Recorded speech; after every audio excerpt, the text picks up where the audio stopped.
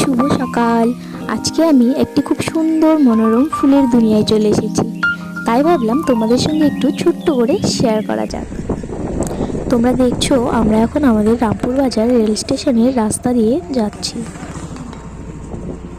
ও আর একটা কথা, আমার বাড়ি থেকে বেরোনোর সময় কোনো প্ল্যান ছিল না যে আমি কোনো ব্লগ করব।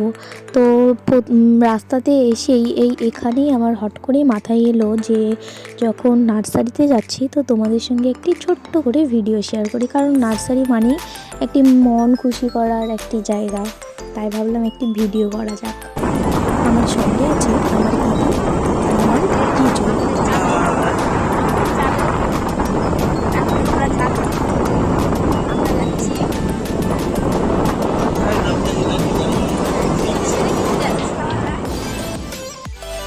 সকাল সকাল ঘুম থেকে উঠেই তিনজন মিলে বেরিয়ে পড়েছি ফুল ফল গাছের সন্ধানে।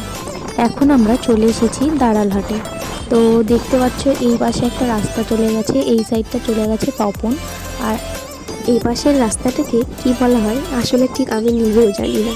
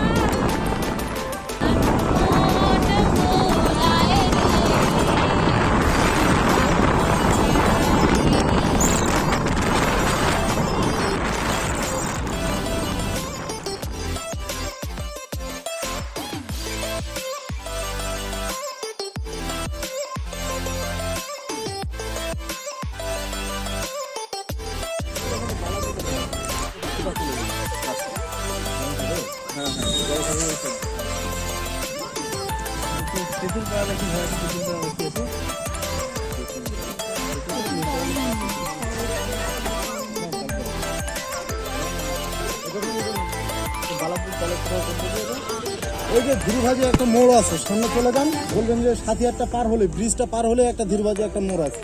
এদিক দিয়ে ওই রাস্তাটা যে উঁচু করছে না ঢালাইয়ের মতো,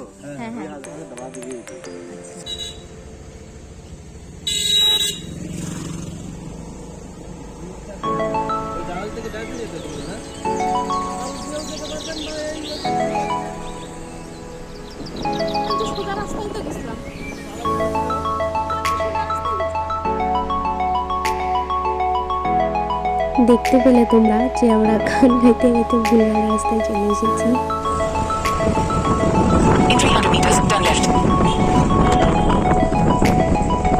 দাঁড়াল হাটে যে হাটটা বসে ওই সাইড দিয়েই যেতে হবে বালাপুর।